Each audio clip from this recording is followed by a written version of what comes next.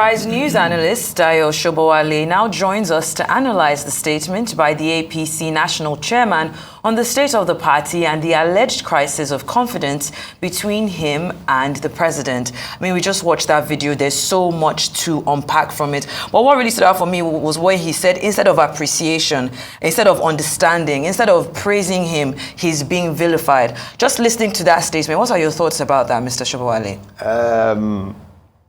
I will say that his anxiety is misplaced, because what people ask for is that they should be calling meetings as required, and they should give account of the party's accounts. Because see, there's nothing wrong with that. There's nothing wrong with that. It's the secretary of the party, Chief Omisore, made some statement that the elephant in the room is Lukman, the party's vice chairman. And Omisore said Lukman does not come to meetings, and that is like a nuisance. But the chairman said that Lukman is a credible member of the executive and comes to meetings and knows what they are doing. But this chairman, to me, if you look at the antecedent he has quoted, should be told that an actor quits when the ovation is loudest. He has crossed a lot of toes. He has quarreled with so many people that even he too should know that on his own he should wander away. But instead, he's calling on people that not everybody can be ministers, not everybody can be this, that the governors are leaders of the party in the state and the chairman must still exist. But the political structure of any political party in a democratic setting is that the president, if you have an election and your candidate wins, the president is the leader of the party. You are to be seen and not heard. Get me? You cannot be saying they are vilifying him when all they are doing is waiting for him to be seen and not heard, and quit the stage when the ovation is loudest. Tinubu is the leader of the party. And do not forget, he is even, you see, he's drawing attention to his own shortcomings. That he supported another party, and not Tinubu, but now that Tinubu is there, they can accommodate each other. But he had forgotten that on the eve of the party, he told, on the day of the convention, he told the party that the president had picked a candidate, and the president to deny that before they went for the all these things are okay. Very good. Which brings me to this issue now. He's been accused of running a one-man show. And based on what you've just told us and the antecedents as well, I'd like your thoughts on that. Well, it is apparent. It is apparent. Lukman, say, those things have differences with him. Asking him, the executive, to render an account of what transpired during and after election, which is normal, and to call meetings, which is normal. So that is not an attack on his person. That is administrative procedure. There's nothing wrong in him doing that. But you see, the political albatross that he carries is what I'm trying to tell you. Everything in politics has a payback day. Do you get me? See, it can be good, it can be bad.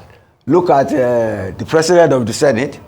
He was the first person to step down for the new president at the convention. He has his reward. You are talking of patronage for everybody and asking for patience. You must carry on albatross. Do you get me? He is apprehensive. But to me, in all honesty, maybe they don't have his time now. It will go the way of the former services and the way of the CBN governor, inevitably. Because the leader of the party is the incumbent president. Well, I mean, he did say in that interview that it's normal for you to support whoever you want before, that's politics. That's, so apart, so in a way it would be like, why is that in itself something that is being held against, held against him if he felt confident enough to say that it's the norm within the party? Okay, is he even saying that? You are echoing it for him. Is he not reminding people of what he has done that he should be punished for? It's not in his own interest to say that. Do you get me? It is not in his own interest. You know, the person you did not support is president, but you highlight the loyalty to that person. It is his right to support whoever he likes, but they say your freedom ends where my nose begins. And the person who is president has a right to pick whoever he wants and to run the party the way he wants. Okay, so do you think we have a clearer picture of Senator Adamu's mindset? Earlier on, he also he was steadfast in supporting Senator Ahmad Lawan towards the APC primaries, if you remember. Yes. Then. And of course, at the same time, he's saying he worked for now President Tinubu. So, that's what I'm telling yeah. It's always about interest to highlight that. So it's not in his own interest to highlight that. Do you get that? That's something best forgotten. So I don't say he's digging his own grave, but he's apprehensive or have a compunction, compunction, a pricking of the conscience that maybe these people will be after me sooner than later. I'm just curious as to where you think this leaves him, because he has come out, he has put this interview. We know what happened, of course, with the election of the principal officers at the National Assembly as well. Mm-hmm. Are we seeing a situation, like you just said, where he's digging his own grave, or after this interview, him coming out to say, okay, this is exactly how he feels about certain things? Maybe there might be. Said how he feels, but he's getting stuck in the mud. Mm. Well, I said an actor quits when innovation is loudest. You know the meaning of that?